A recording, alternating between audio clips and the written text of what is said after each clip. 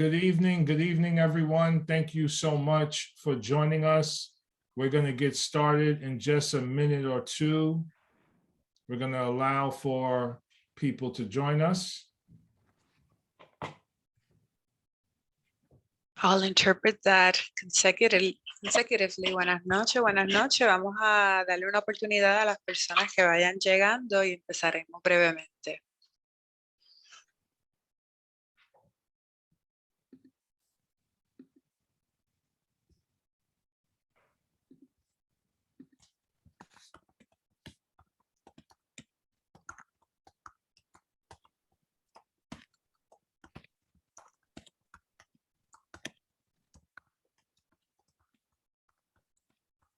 Póngalo al principio. Ahí dice good evening. Más encima para abajo, comienza. No, es decir, más good evening abajo. Perfecto. Ahí. Cuando usted me haga seña con el dedo, le doy a play.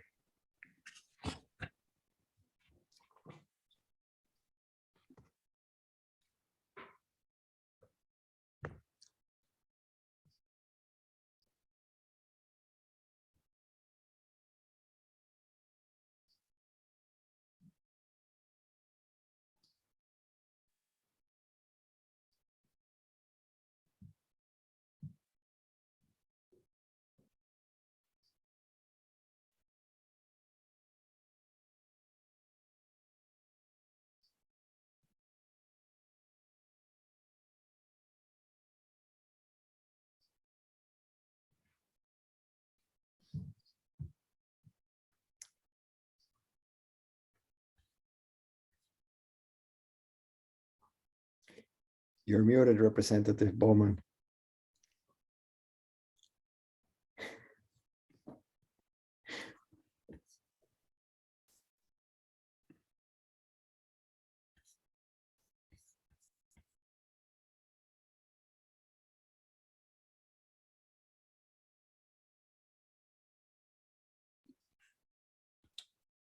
Good evening, everyone. Thank you so much for joining us. I am Congressman Jamal Bowman, representing New York's 16th District. Formerly, the 16th District included the North Bronx and Lower Westchester County, but now, after the lines have been redrawn, the 16th District includes the North Bronx, parts of Westchester County, and we go all the way up to Putnam, New York. Spanish translation will be available throughout the evening. Maria, can we tell the people what to do if they need Spanish translation? Yes. Bueno, sí, saludo, buenas noches. Mi nombre es Anaís. I'll make the announcement real brief in Spanish first, and then I'll do it in English. If we could have a moment and mute other people, please mute themselves. So, nada, le doy un... No sé si Eligio sabe que tiene el micrófono abierto. Nada, aquí voy. Pues buenas noches, saludos. El espacio que tenemos hoy va a ser un espacio bilingüe porque las personas organizando el evento tienen un firme compromiso con crear justicia del lenguaje. Así que tendremos interpretación disponible en el español y en inglés a cargo de mi parte. Así que cuando activen la interpretación, van a ver 3 puntitos al fondo de la pantalla o un globito, dependiendo de dónde se conecten, pueden presionar eso, seleccionar Language Interpretation, luego le dan al español y ahí se supone que tengan todo corriendo, ¿verdad? Si tienen algún problema con esto, por favor nos pueden dejar saber a través del chat. Para crear un espacio, ¿verdad? De justicia del lenguaje hace falta la cooperación, ¿verdad? Y la participación de todo el mundo, así que siempre les doy un recuerdo que hablen despacio, bueno, no muy rápido ni muy lento, en voz alta y clara para facilitar la interpretación. Así que voy para hacerlo ahora en inglés. So, hello, and the organizers of today's event have made a strong commitment to practicing language justice and creating a bilingual space. So to that end, we have interpretation available in Spanish and English. We ask all participants to speak at a moderate pace, loudly and clearly into their microphones to make interpretation easier. To set up your interpretation, once we activate it, you'll see 3 dots at the bottom of your screen, or the word more, or probably a globe icon, depending which device you use to connect. You click on that, select language interpretation, and then select English, and you're supposed to have your interpretation going. If you have any problems doing this, please comment in the chat box. Thank you. Thank you so much, Anais, and thank you to everyone for joining us tonight. As the Congressman of New York's 16th Congressional District, I'm honored to represent a very diverse community. Almost 1/3 of us are foreign-born, and the diversity of this district represents the fullness of our country. One really important and large part of our district's fiber is the Dominican community. It is my honor to represent this beautiful and dynamic community. And it is also my responsibility to represent the Dominican community by uplifting and fighting for the issues that concern them, honoring and celebrating their heritage and history, and working with Dominican leaders and officials to deeply understand and strengthen the relationship between the United States and the Dominican Republic. Today's event is an opportunity to bring all those things together. In the next hour, we will honor and hear from highly esteemed Dominicans who are improving the lives of Dominicans throughout New York State and around the country. We will learn about what their community means to them, their personal journey towards success in America, and how we can continue the work of uplifting the Dominican community. Each of the honorees on this panel will be mailed a proclamation from our congressional office honoring their achievements. First, I would like to introduce 2 special guests that we are honoring. After I introduce them, they will share a few words. Miss Ambassador Sonia Guzman is the Dominican Republic's ambassador to the United States. She represents the nation in Washington, D.C., and works closely with members of Congress like me to advance the interests of the Dominican Republic, as well as strengthening the relationship with the United States. She is the first woman, yes, to take this role, and is a former educator such as myself. The country and community is in good hands with her leadership in D.C. And just so everyone who's watching knows, one of my first meetings, I think the first meeting I had with an ambassador after being sworn into office was with Ambassador Guzman, because I know about the vibrant and very large Dominican community in our district. And what we talked a lot about was education and the need for education and supporting education in both our communities. Thank you, Ambassador Guzman. Next, we have Mr. Eligio Jaquez. Hopefully I was close. He is the New York Consulate General of the Dominican Republic. He represents the Dominican Republic in New York State and works closely with the community here to support Dominicans residing in the United States. My district will be working with his New York office to provide services for Dominicans here. He is present in the community and takes great effort to ensure that they are provided wonderful representation. I will now pass it to Ambassador Guzman to speak for 2 minutes and share a few words. I believe you're muted. Oh, good evening, dear Congressman Jamal Bowman, my fellow Dominicans, and all the other participants on this special occasion when we celebrate the Dominican independence and excellence.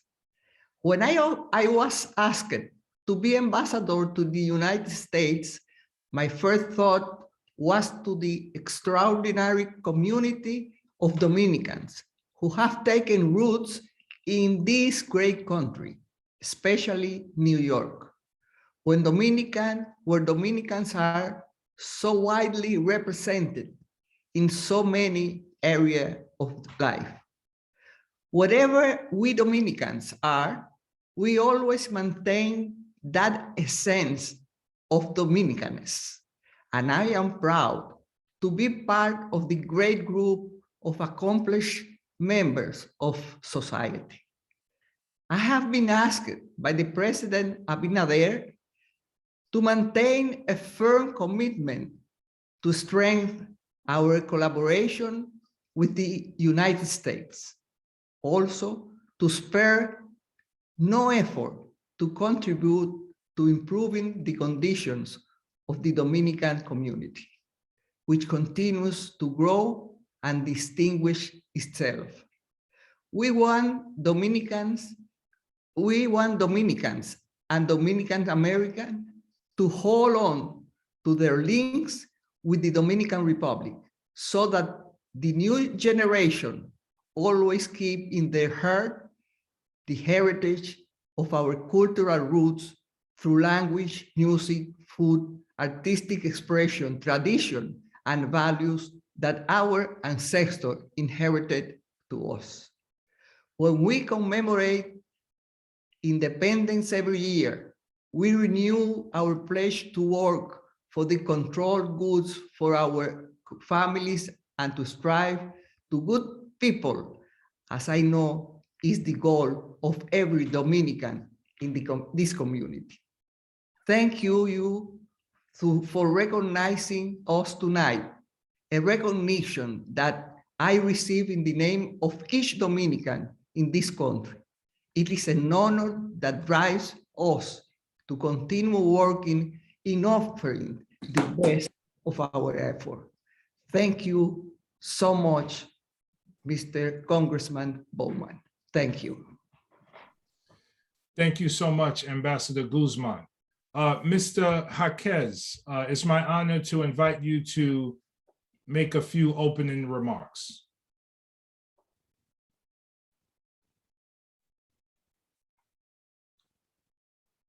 Can we make sure he is unmuted?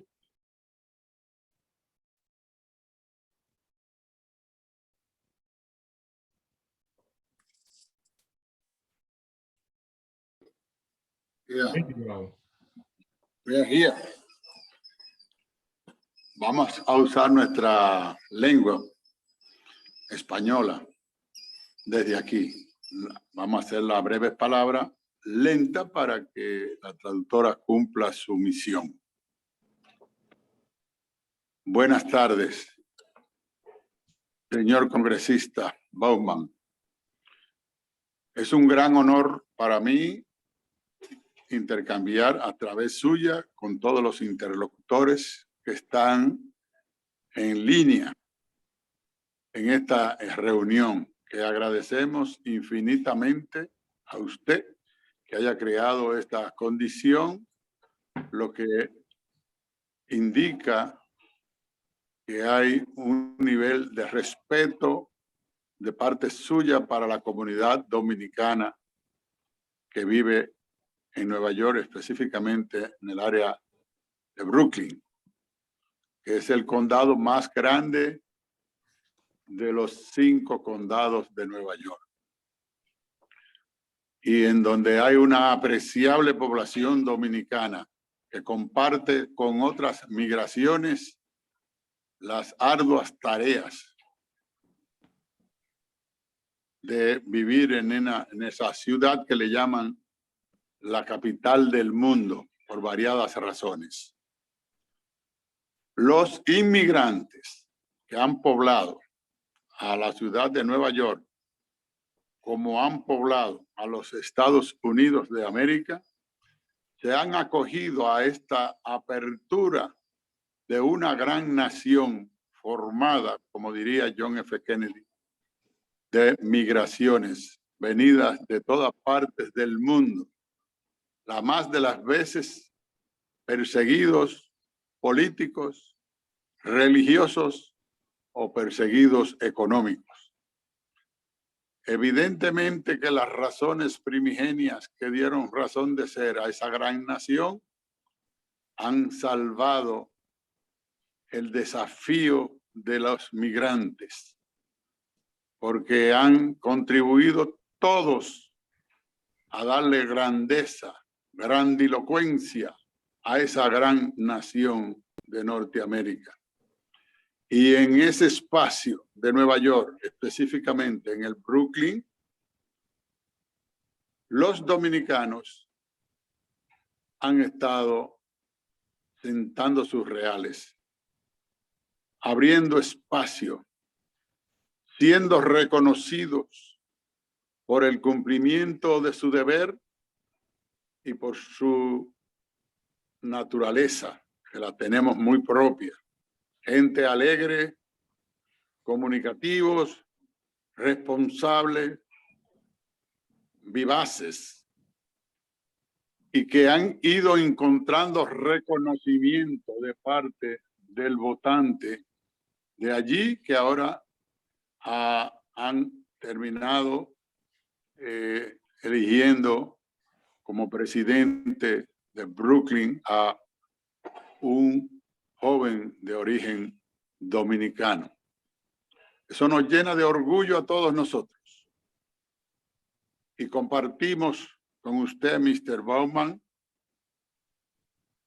nuestra aspiración, nuestros sueños, nuestras ilusiones, y le hacemos partícipe, como lo hizo la señora embajadora, de hacerle saber que se precisan de reclamar a la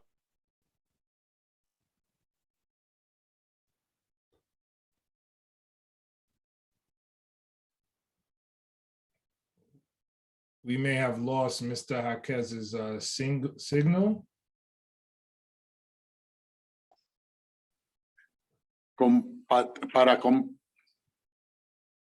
para que puedan los compañeros dominicanos, americanos, latinos, africanos, todos los inmigrantes puedan tener más opciones para vivir sin el sobresalto de que se le aumente la renta de un año para otro de manera inadvertida.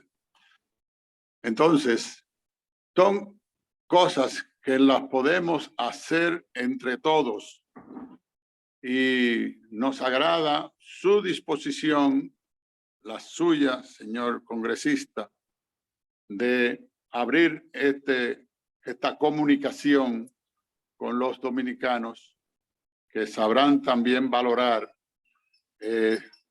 la próxima vez que usted también tenga la oportunidad de aspirar a otra función pública. Eso también se pasa ese balance para premiarlo, como ya han hecho muchos dominicanos que le han sido solidarios sus aspiraciones anteriores. El gran desafío es de todos. Ahí estaremos nosotros también a su lado para impulsar todo el esfuerzo que sea necesario y darle a Brooklyn la fortaleza que reclaman sus ciudadanos, no importa de qué lugar del mundo hayan venido. Muy buenas noches y muchas gracias por esta oportunidad también de dirigirnos esta palabra.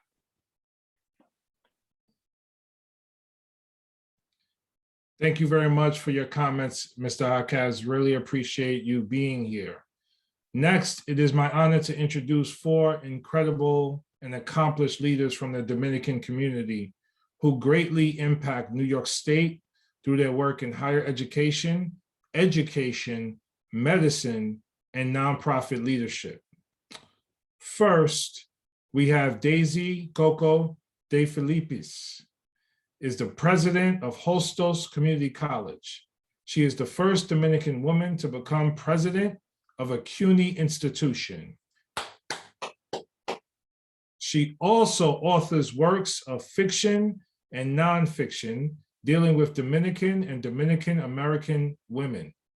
Under her leadership, she oversees 7,000 students, many of whom are Hispanic and from the Bronx. Her impact in educating our future leaders is inspirational. Thank you so much for being here. Next, we have Dr. Edwin M. Quesada. He is the superintendent of Yonkers Public Schools, where he is responsible for the education of 27,000 students and employs 3,500 staff. An immigrant from the Dominican Republic, Dr. Quesada came to the Bronx, New York in September 1983 at age 15. His life experience turns his leadership style to be one of collaboration, service, and compassion.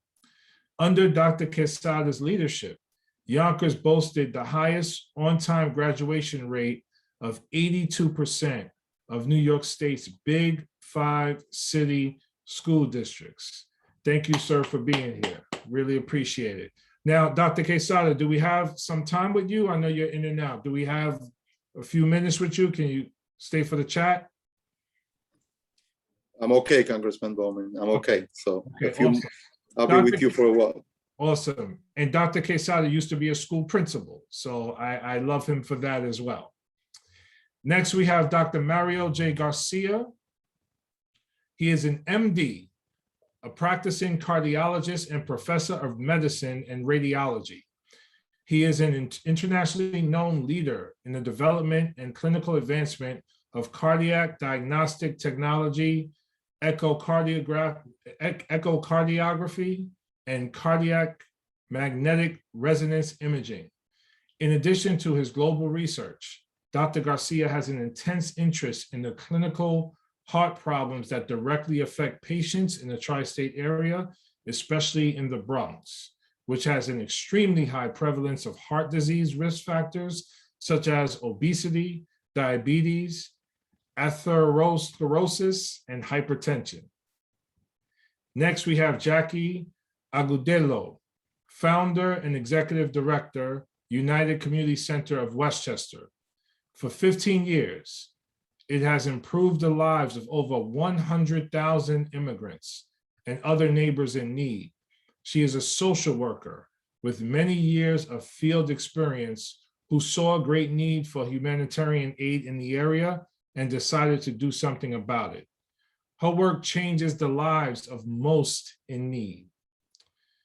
Now that you know a little bit about the people we are honoring and highlighting tonight, we'll get into a panel discussion to hear more about their stories. So I will now ask the panel a few questions, and we'll start with, I will identify the person we are going to start with, and try to keep your answers to maybe 1 minute to 90 seconds, 2 minutes max, just so we could keep the conversation flowing. I'll start with Dr. Quesada, since we both represent Yonkers. But this question is for the entire panel. And the question is, what does being Dominican mean to you? Well, first of all, thank you, Congressman. It's such an honor to be with you and so many wonderful Dominican Americans in this conversation. And let me share with you just a minor correction. The graduation of the Yonkers Public School for the last 2 years has been over 90%. So the work that we have done on behalf of our young people is phenomenal. So what does it mean to be Dominican? For me, to be Dominican, it means to work hard. It means to believe in culture. It means to appreciate diversity. It means to get up in the morning, ready to work and support others. But it's a lot of fun being Dominican. We love merengue, we love bachata, we love baseball, we love politics. We are a truly engaged, supportive group of individuals that are always ready to assist others. And it's an honor for me to be with all of you this evening. Thank you. Thank you. Anyone else? Phil, jump in, whatever you want to jump in on. Go ahead, Ms. Felipis. Doctor, I am a doctor. Doctor, yes. I've been for a long time. But at any rate, I just want to say, for me, it means this. Knowing that I come from this beautiful half island. And when I say half island, because we're part of maybe 2/3 of an island. And so we have been subjected to invasions, to hurricanes, to everything else, which means what? That we learn to be resilient, that we learn to be hardworking, that we learn as we come to the diaspora to care for the community, that we basically learn also to celebrate people from different parts of the world. You hear languages many languages in the Dominican Republic spoken and folks being welcome. And that's what it means to me. And I did come when I was 13 and I didn't want to come, but you know, because I wanted to stay with my grandmother, but I was educated here and I love books. And so I love this country for this reason. The most wonderful teachers you can imagine. So Dr. Quesada, hats off to you, okay? Please, one of the other two, just jump on in, yes. Hi, thank you so much for having me here, Congressman, and hi, everyone. It's very nice meeting you all. To me, being Dominican, and it just makes me so proud. And you know, like everyone else say, Dominicans, we stand out everywhere we are and everywhere we go. And we show solidarity between everyone. So that's one of the things that I am most proud of. And also coming from a family, you know, of honest, hardworking, and lovable family, lovable people. That's what I am proud of as well. Thank you. Thank you, Congressman, for the opportunity of having this moment and sharing with people so prominent like those who are here today. I feel very humble about being part of the group. I am a shy Dominican, which is not common. So I have to make that disclaimer. I think that being Dominican is to care about the progress and the development of the Dominican Republic wherever you are, and for the well-being of the citizens, those who live there and those who live here. I'm here at the Bronx right now in my office, a few feet away from Gong Hill Road.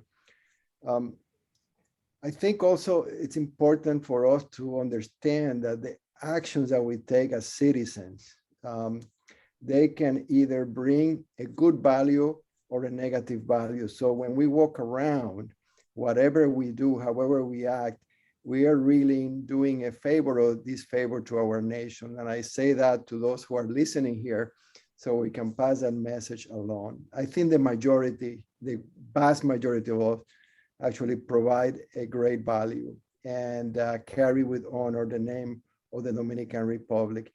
The last thing I want to say, Representative Bowman, is that I think it's correct and appropriate that we make you an honorary Dominican, but as a last test of your ability to become so, whenever you have that opportunity of landing on a Delta flight or a JetBlue flight in Las Americas Airport, when that plane hits the tarmac, you have to applaud. That is absolutely a requirement to be a Dominican. I think I can do that. Thank you, Garcia, Mr. Garcia, Dr. Garcia. I really appreciate that. So I want to share a Dominican story, if you don't mind. This was not planned. It's just something I wanted to share because it connects to this question, what it means to be a Dominican. I am not a Dominican, but I grew up in New York City. And when you grow up in New York City, you grow up with everybody. I grew up in Manhattan.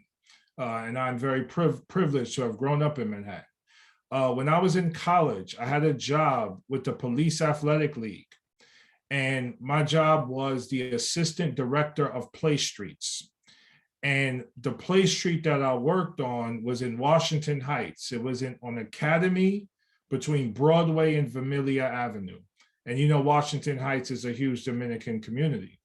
So I would ride my bike to work every day from 92nd Street and 2nd to Washington Heights. And I would just put my bike inside the center that I work. And one day someone took the bike. It was stolen.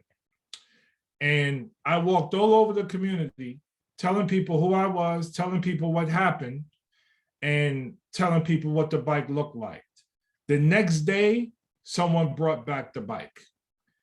And for me, that captured so much about the community. It's a community with a huge heart and a community who really appreciated that I was there trying to help young people as a young person myself. And I think that story captures my introduction to the Dominican community, which was incredibly beautiful and incredibly powerful. So let me go to the next question. The next question is, and we're going to start with Dr. Felipis. What was your career journey? What obstacles and challenges did you have along the way? Can you speak a little bit about that? But let me just say this.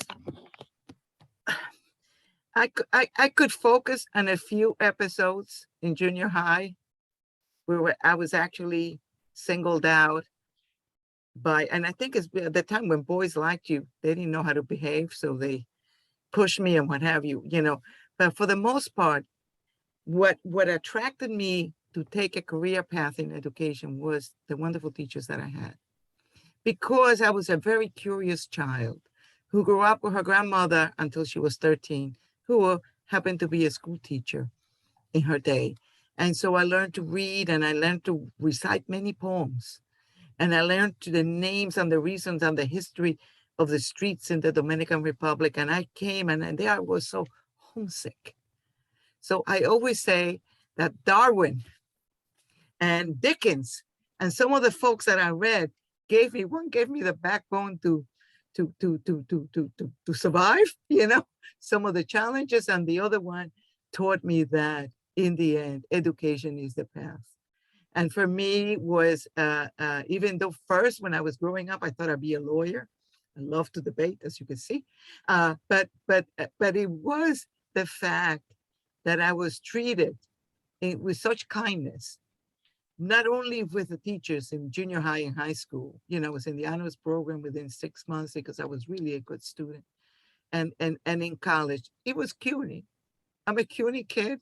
When I say the City University of New York, Congressman, help any of the CUNY colleges because they changed lives like mine. An immigrant who went there. My husband was an immigrant from Italy, also educated. We married young and we studied.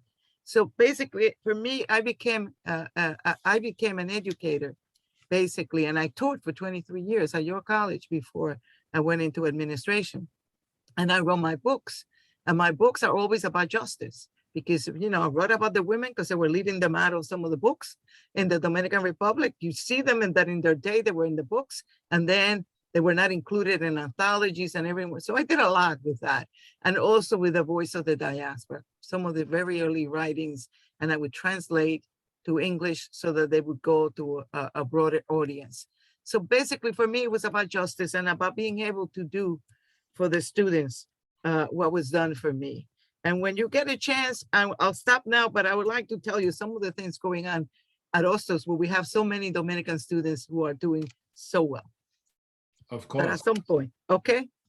Yes. Miss Agudelo, I know I mispronounced that, but can you come in and say a few words next? Yes, certainly. When I arrived here with my family, we face the same barriers in most, all immigrants, not having access to information because of the language barriers as well, not having access to services and resources that are available. It made it very hard for us to integrate. I started volunteering after I learned a little English here and there in nonprofits and, doing community services and helping around.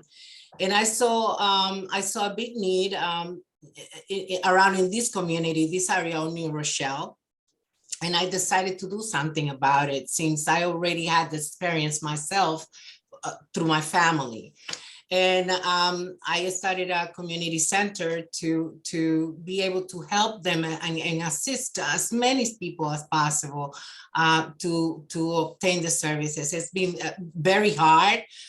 Finding collaborations, finding the resources has continued to be a challenge, but I'm not giving up. I'm going to continue doing it until I have the energy. It's been a blessing because at the same time, I can tell you that a lot of people that has come to the United Community Center, it's thousands and thousands of families, and they come back and they give back to the community by volunteering, by helping us out continue. But it's always been a challenge, and it continues to be a challenge to obtain the help for others. Thank you. Well, Jackie, I have your back and I am a partner with you. So let's get to work. I look know. forward Thank to you our so work much. together. I know. Absolutely. Dr. Garcia. Well, I would say that I was probably grow up in a relatively privileged medium. I was middle class. I was able to go to a Catholic school and get a good education in the Dominican Republic. I went to what I thought was a great university. When I finished my medical school and came here, I had to start from the very bottom again. The discrimination that existed here at the time was, and still we have, was very significant for every step that I did to go from one position or another. I had to compete twice as hard to succeed. So I wonder if I, who had maybe a privileged beginning, had so much trouble, how are those who actually don't have that same upbringing that I did, those who actually went to public schools and public universities, they do have even a harder time to get assimilated and to get integrated here in the society. I did, through my career, move from different states. I started in Connecticut, went to Massachusetts, spent a long amount of time in Cleveland and Ohio. And in those places, probably because of the weather, if there are any Dominicans, they're hiding. But I came back to New York, and one of my dreams was to go back and work in the Dominican Republic. So when I came here to the Bronx, I figured out I realized my dream, because I am working in the Dominican Republic. I would say 90% of the people that I deal with are all Dominicans, and I'm very proud of that. And it's fun because I go back, I try to go back before COVID once a month and try to do it again. And I go to the Dominican Republic, and I see the patients here and I see them back there. And, I see them at both places, the same people, the poor, the rich, the insured, the uninsured. They all come through the same door, and they all live with the same recommendations and medication. And that's the best experience that I had in my career so far. Dr. Quesada. Thank you, Congressman. And un saludo a nuestro cónsul, el señor Jaques, y a nuestra embajadora, la señora Guzmán, y invitarlo a la ciudad de Yonkers para que visiten a nuestra escuela, por favor. Listen, this concept of an educational journey, it's a very interesting one. And if I tell you my story is not supposed to end the way it has ended. My mother is a single mother with 6 children. She left me in the Dominican Republic when I was 11 months. She came to America. We did not reunite until I was 14, 15 years old. I didn't meet my father until I was like 13, I think. And my story is very typical of so many Dominican and so many immigrants. But at this point in my life, the concept of obstacles and education, for me, they don't go together. For me, getting an education was my ticket out of poverty. For me, getting an education was an opportunity to create other opportunities for others. So now what I do is I look for opportunity to continue to be inspired. I have had the privilege of spending time with Dr. Garcia, speaking to many of colleagues, administrators, and I was inspired by his story. And his story is completely different than mine. But at the same time, what we have managed to accomplish is very similar. We took different paths, but certainly is very similar. And I will continue to say that we need to ask our young people to try to avoid the obstacles that are defined within the constraints of education, and rather use every one of those obstacles as opportunities. Reach out to us, speak to us, seek opportunities. We are ready to help. And I know you as a congressman want to do the same thing. So let's not talk about obstacles to our young people. Let's continue to speak to them about all the opportunities that are out there and how we can create conditions for those opportunities to become a reality. For every obstacle, there is an opportunity. Yes, sir. For every door closed, there is a pathway, there is a bridge. For every single person, for every single young person, for every single immigrant. You are absolutely right. I agree with that 100%. There are limitless pathways and opportunities. We just have to help people who are looking to find them. The next question is, how do you work to uplift the Dominican community and its rich history and culture? And how can others do the same? Now, all of you are examples. You're a personal living example of that, of an answer to that question. And we've already spoken about some of the things you all do. But what else comes to mind? How do you work to uplift the Dominican community and its rich history and culture? And how can we help other Dominicans do the same? I'm going to start with Jackie.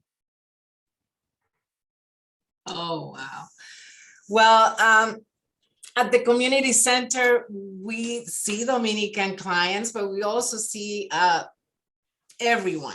It's like every country just walk into these doors. And the Dominicans that end up obtaining our services, they kind of like feel good that they found a place where they see someone who, you know, they see a couple of staff members here as well as me, that we are Dominican, they feel good about it.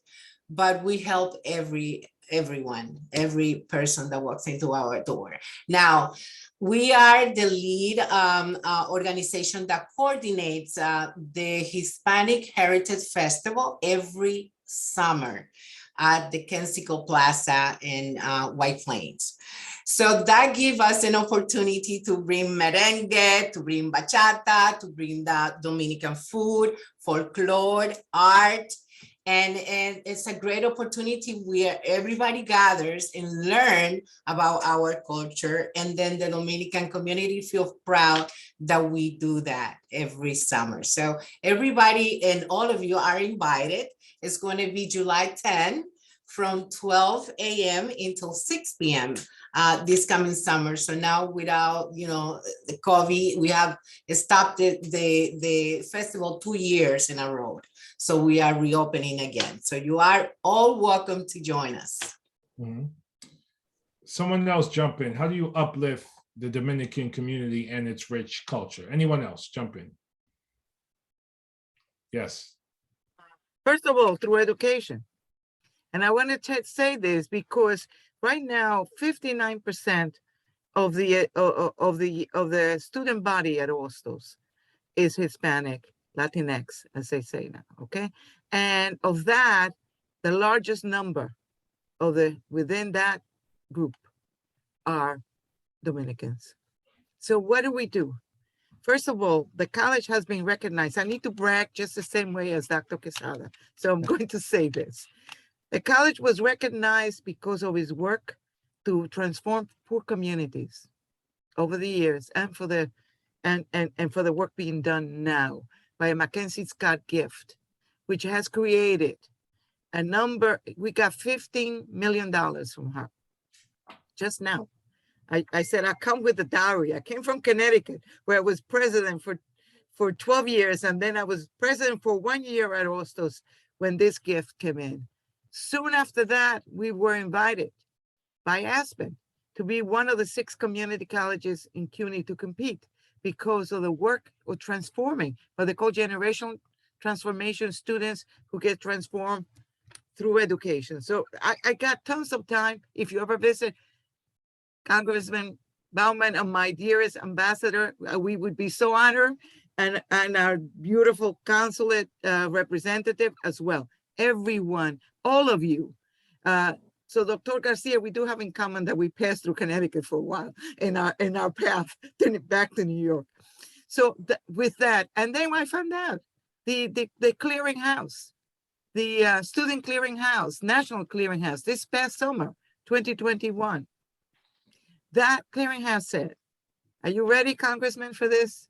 Because let me just say this, our retention of students, which I always feel we're working harder and harder and harder to improve. And our graduation numbers have more than doubled in the past 10 years and so on.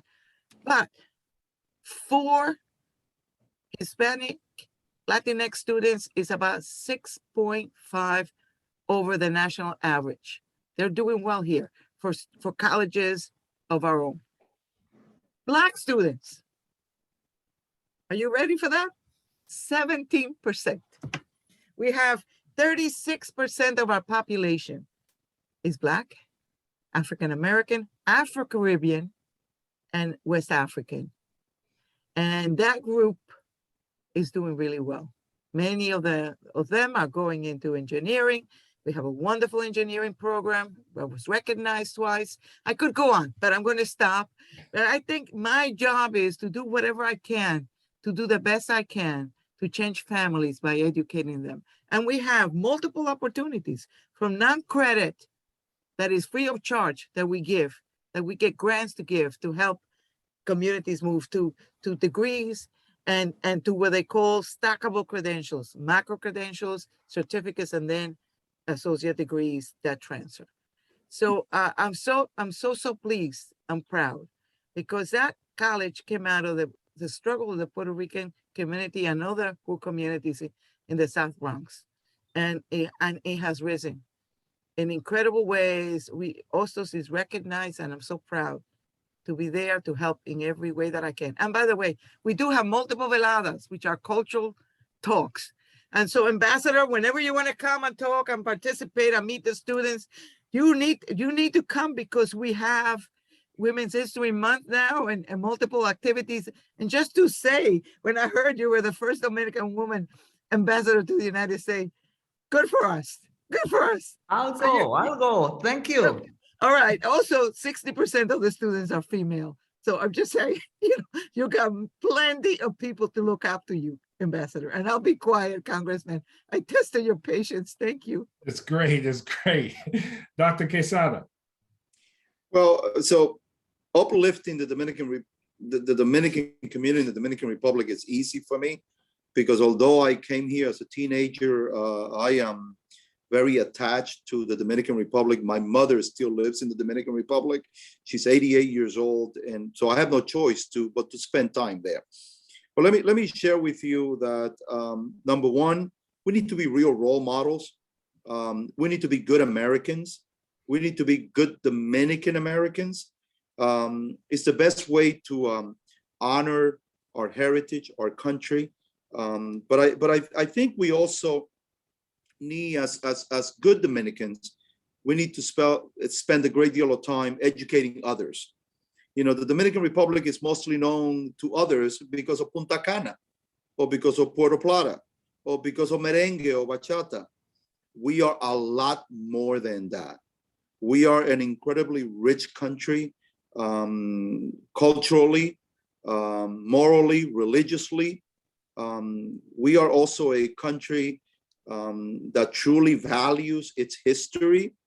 And we need to spend a lot of time educating others, teaching them how great it is to be a Dominican American, but more importantly, how welcoming we are.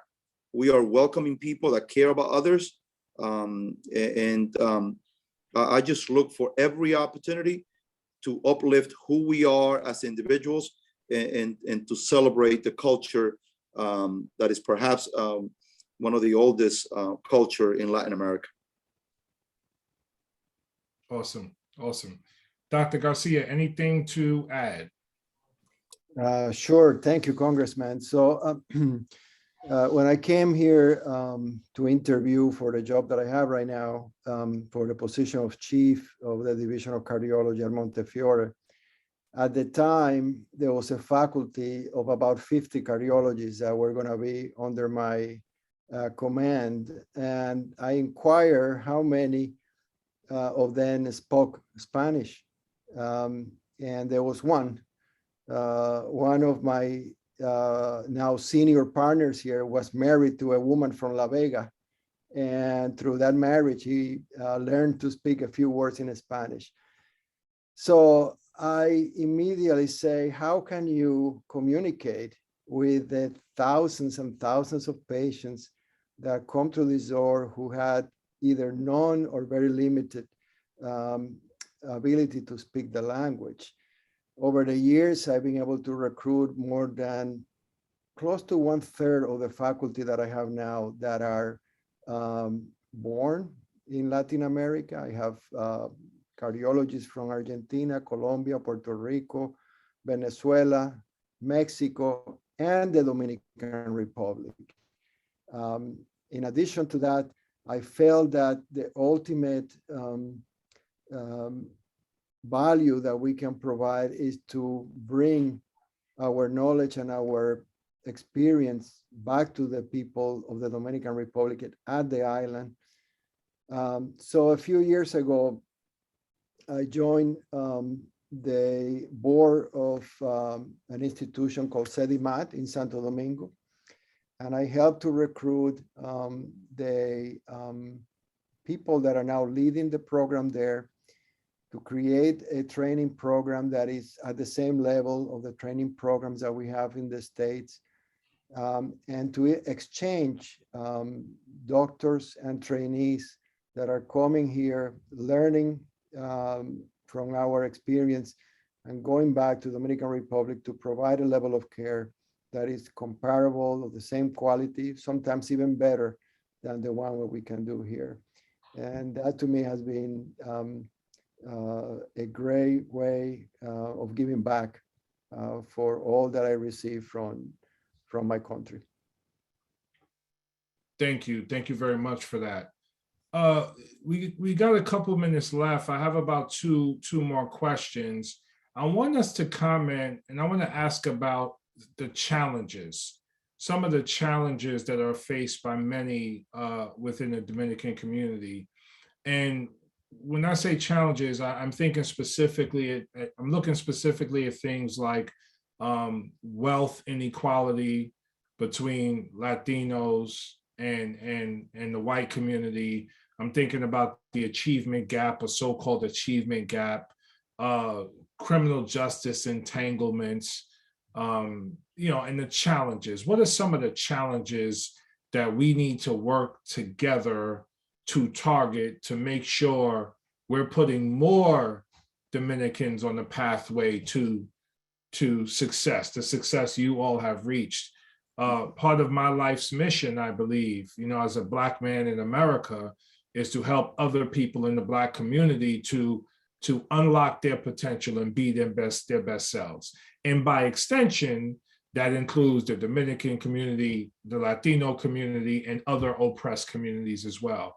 So can you talk a little bit about some of the challenges and how we might be able to work together to make sure no one is left behind, right? That 99% of the Dominican community is thriving and no one's left behind. Dr. De Filipis. Yeah, very briefly, I think, Congressman, I'll just have one little for college students, okay? Fair salaries, fair wages, affordable housing are at the heart of just about everything that underlines this kind of impact that the pandemic had on our communities. And I'm going to say one more, and it's going to sound like an theme. It's not so much that we really support a free community college, but because 90% of the students in most community colleges, certainly at Hostos, receive financial aid. So I think the Pell Grant has not been raised. The total has not been raised. And what the students get when they pay, after the financial aid comes in, and they pay tuition. If the tuition has gone up, and CUNY hasn't gone up the last few years, but it still is not what it was when the Pell was set. Any money you can add to a Pell grant would make it easier for the students to have access to other things, to support their clothing, their family, food, whatever that may be. Okay, we are at times giving out, finding ways to give out, and we raised a lot of money last year, Metro cards and what have you, because when we realized that students in their family have one Metro card, so they took turns. Today you use it, tomorrow this one uses it, which means what? And then they said, oh, the attendance is not what it should be, whether it's at work, whether it's at school. So they just a little bit, add whatever you add to that Pell is going to mean that they're going to have a few dollars in their pocket to help living expenses and not have to work 3 jobs like many of them do. Okay. So Congressman, I need to depart. But I'm glad that you are asking this question. And if you would indulge me, and thank you to all the panelists, and thank you to you for this event. But let's put things in perspective. The city of Yonkers is the 3rd largest city in New York State. We do not have a post-secondary institution within our borders. You know, every student of mine that graduates, and as I said before, we've been graduating over 90% of our students on-time graduation, but yet we do not have a 2-year school or a 4-year school. Every student of mine needs to travel to either Westchester Community College or to one of the CUNY schools in order to get an education, unless they go away to a college. You know, when we partner, you know, let us create true access for our young people. If we want them to be successful, an education has to be the ultimate goal, has to be their north. So I urge you, as we work together, let's create post-secondary institution. And certainly, as you know, as a big city school district, we are dependent on government to educate our students. We are unable, like other districts, to tax our residents to be able to obtain dollars to educate our students.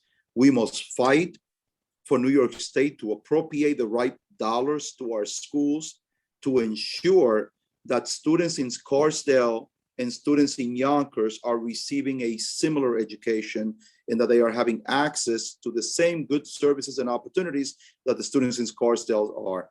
You know, that's what we need to strive for. Our students are simply magical. They are incredible young people ready to achieve at very high levels, but constantly we are denying them the opportunities for them to move ahead. And finally, you know, once we get them into college, we need to have funding for the proper monitoring of their success. As you know, our students enter college, and after the first year, they drop out at a significant rate. Why is that? Because they don't have the support that is provided in our high school. We need to continue those levels of support for year number 5 and year number 6.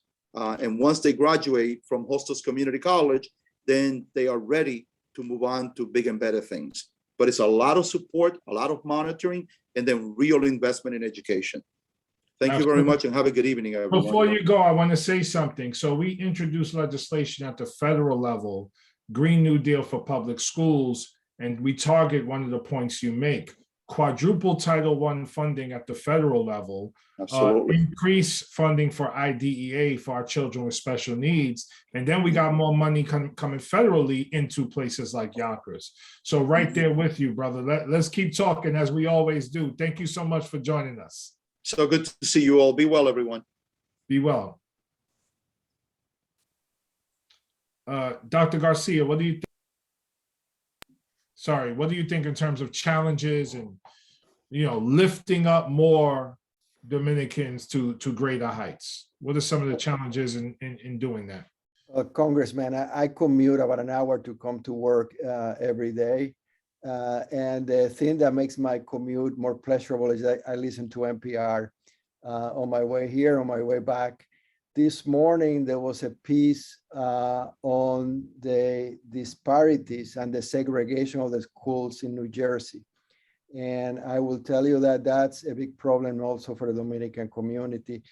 Those that are here in New York, but also for the Dominicans that are there living in the island.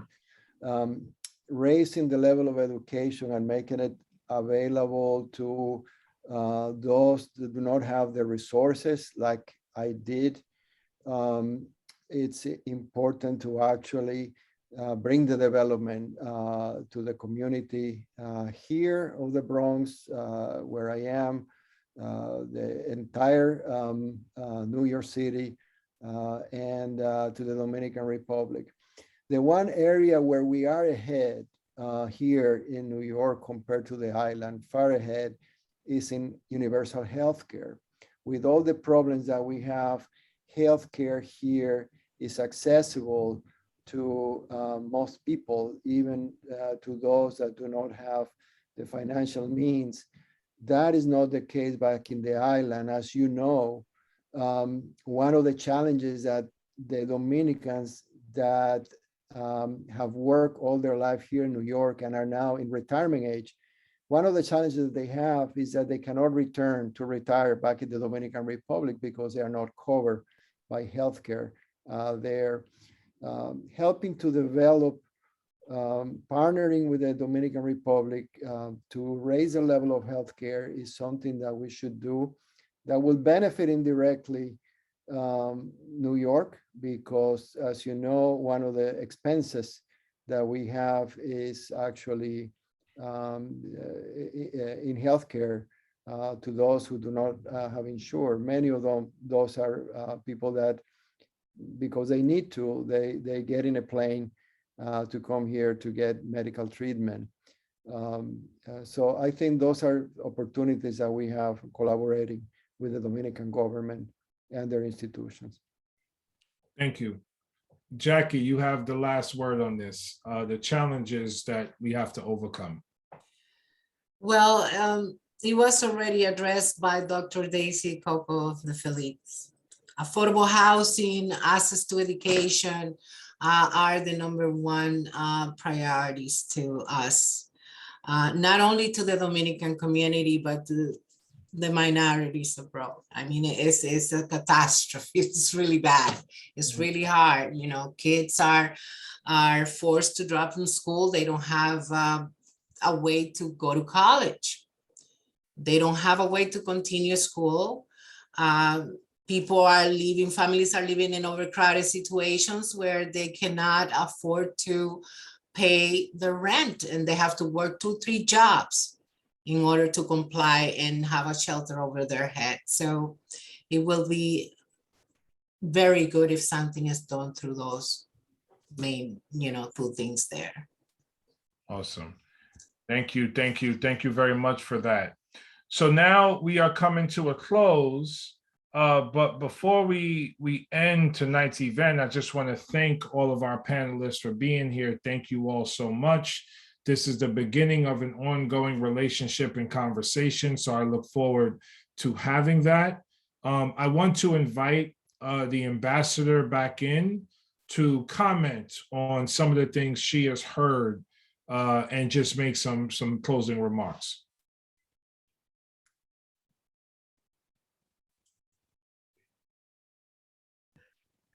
Thank you, Congressman. Thank you, the panelists, for the opportunity you have given me to come together at this event to express the importance of keeping our roots alive. I must say that the work that Congressman is doing is very valuable with the Dominican community and inspire us all to continue join the effort for our community. I have felt very honored to share this space with the guest panelists, with the great talents and backgrounds, each in their field and areas. And I must say that I'm impressed because all the panelists was worried about education.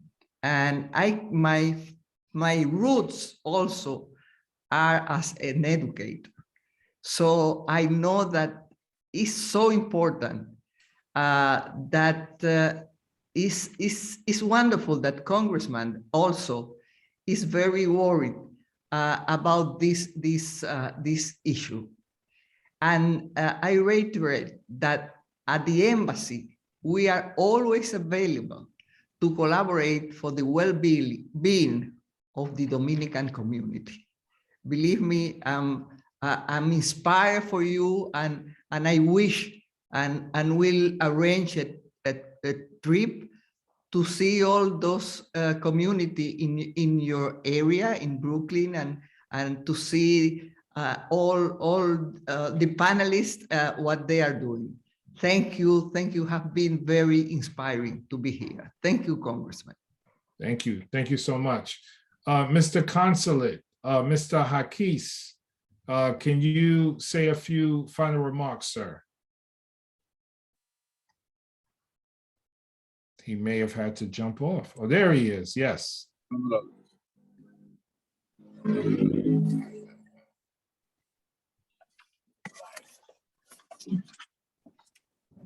Gracias, congresista. Yo me sumo a las palabras de mi querida embajadora, hija del presidente Antonio Guzmán, inolvidable para los dominicanos. Y me pongo a la disposición también para hacer la coordinación durante su visita para dispensarle una visita a cada uno de los panelistas que con su talento honran la dominicanidad. Y reiterarle nuestra gratitud a Mr. Bowman por la iniciativa, por esta iniciativa que ha tomado de hacer esta actividad en el día de hoy con estos destacados dominicanos que han sabido poner en alto su buen nombre y con ello el nombre de todos los dominicanos. Muchísimas gracias. Buenas noches.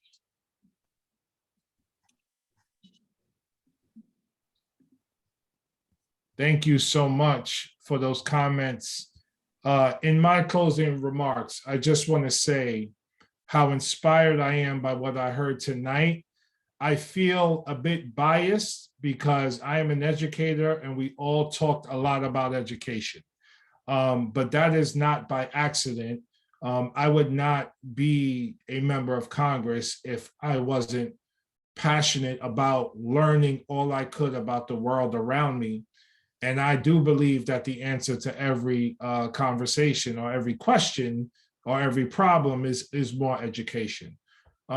We are going to continue to celebrate Dominican history, culture, and the contributions all year round, not just during independence.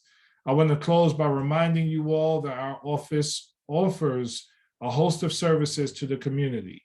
In addition to wanting to hear from you about the policies and issues you care most about, please reach out to us if you need any help with federal agencies. Social Security, immigration, and passport issues are just a small example of what we can do for you. To start, please subscribe to our newsletter at bowman.house.gov. Once again, that's bowman.house.gov. Thank you all for being here today. Have a great night. God bless you all. Thank you.